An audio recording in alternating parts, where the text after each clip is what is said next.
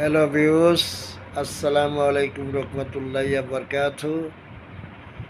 আমরা তো সবাই ব্যস্ততা থাকি, ঘর গুছাইনা তালে থাকি এবং কি সংসার নিয়ে ব্যস্ত।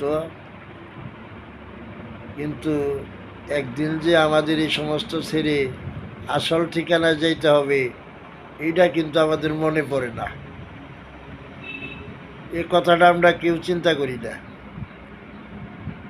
আমরা সবাই যার যার ধান্দায় থাকি, কিন্তু একদিনকে আমাদের এই দুনিয়া ছেড়ে যেতে হবে, আসল ঘরের ঠিকানায় যেতে হবে।